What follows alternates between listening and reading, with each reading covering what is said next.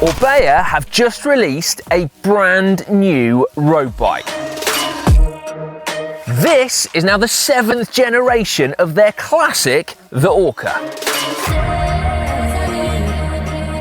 It breaks the mold because unlike every other new bike out there, this one is not more aero than its predecessor. So what is it then? Lighter, that's what. Yep, there was me thinking that aero bikes and lightweight bikes were converging to one super category, but no, apparently not. Orbea say that to make a bike meaningfully aero, it can never be truly lightweight, in the same way that the lightest bikes can never be super aero. And given that they have their Orca Aero already, what did they do with the new Orca? They said they made the lightest, most agile, most responsive bike they could. Oh, and it is still a little bit aero. Let me tell you all about it. Before I do though, if you are watching this video in the first couple of weeks after it's gone live, you could be in with a chance of winning one. And when I say one, I mean one just like this, a top of the range Orca M10i Limited with a power meter. Only in your size and in your choice of colour, because you can customise it using Orbea's Myo customization program. I will tell you how you can enter at the end of this video.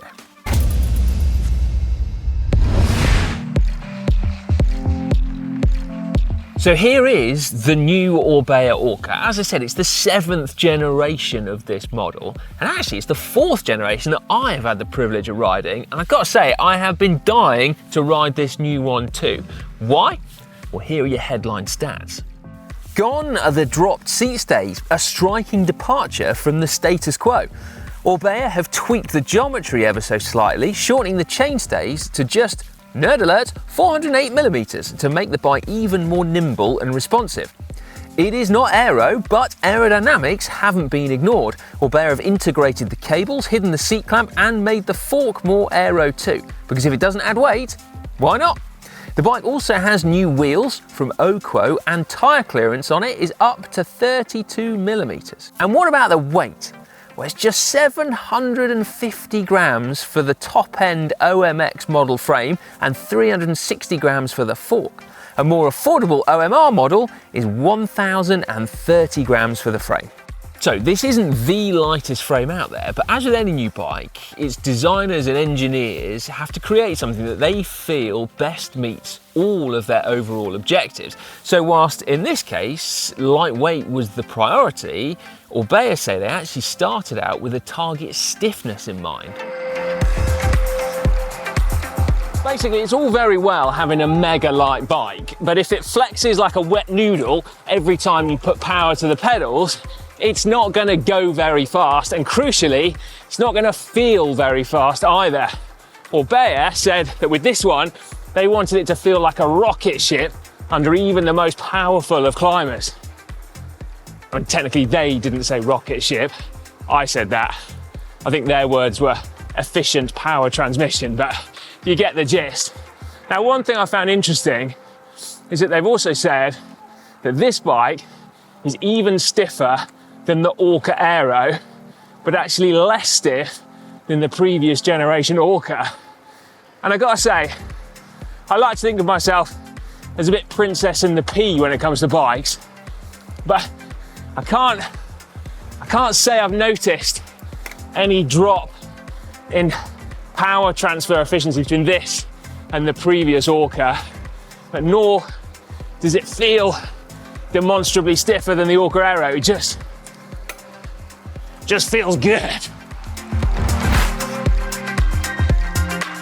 What about those aero details then? Well, brake hoses are integrated. They're routed under the stem though, so you can change that or the handlebars really easily. Although I should say that if you buy one off Orbea's website, you can spec a Vision Metron 5D or a Data Alanera Aero one-piece cockpit. And in those cases, the brake hoses would be routed completely internally.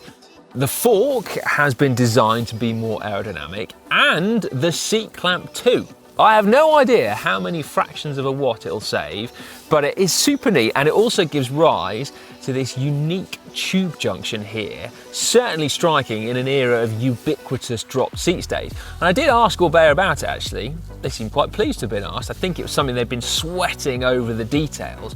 And they said that dropped seat stays are more aerodynamic, but higher seat stays can provide a stiffer structure. So if your goal is to make the lightest, stiffest bike you can, this design therefore makes more sense. And then lastly, there's just doing it because it looks cool, and that is something I am more than okay with. You see, Orbea say that the down tube, the bottom bracket and the chain stays of this bike act like the spine effectively, so dealing with all the power transfer. And so the tube shapes and diameters are dictated by what is the best engineering solution, and so they haven't had much license to tweak them. But where they have been able to get more creative is with the top of the bike, and it's here that they've given it its personality. And I think it's clear to see it looks every inch the slender, lightweight climbing bike, even with this massive down tube. What about these here wheels then? As mentioned, they come from Oquo, which is a brand that comes from the same stable as Orbea. Their headquarters is just down the road from them, also in the heart of the Basque Country. A cycling paradise, as long as you love climbing and you own a waterproof jacket. So perfect for me then.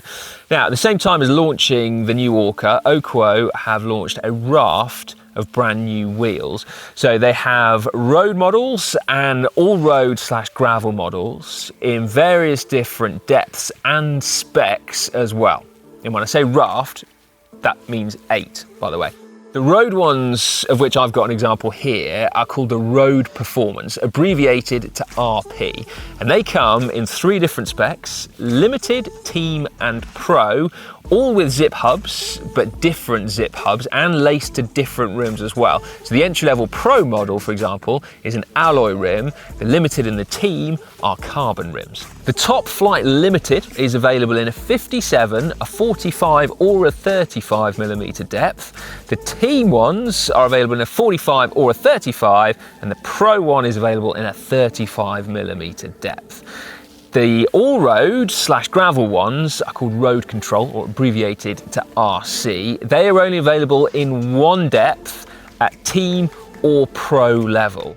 It sounds confusing, but it's not. You just need to know basically that you have got options depending on what style of riding you want and how much you want to spend.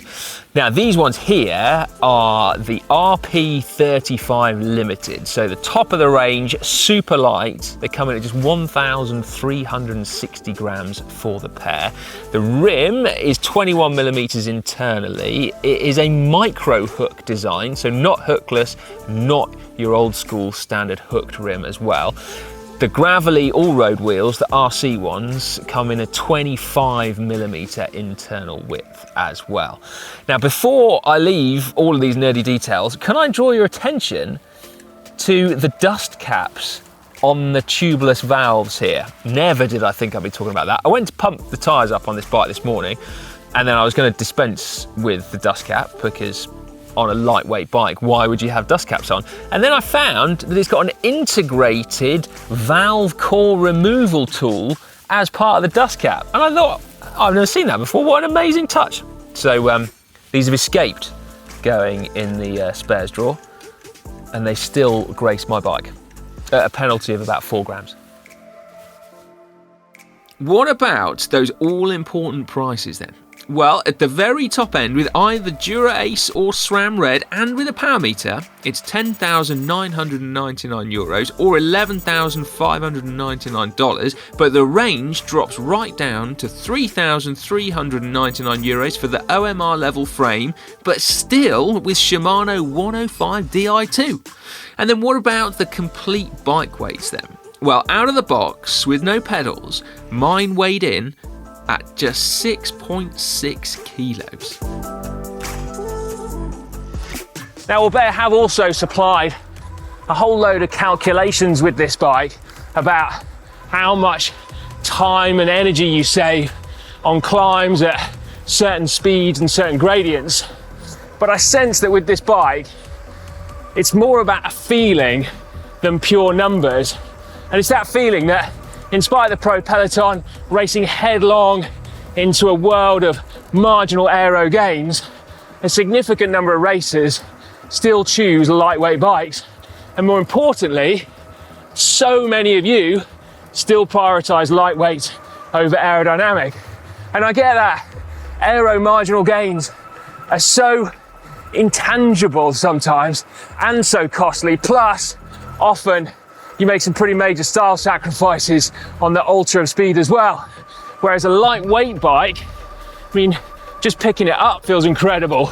And then that feeling translates every time you accelerate and every time you dance up a climb, it feels the same. And so while it might not be quite as fast on the flat, I feel like for a lot of you, you just don't care. So what about that giveaway I promised you then? Well, yes, almost unbelievably, Orbea are giving away one of their brand new Orcas in an absolute top spec, just like this one. So an M10i Limited, but with a power meter. So the top end OMX frame, the Oquo wheels, Shimano Dura-Ace Di2 group set, plus a power meter as well. An unbelievable competition price.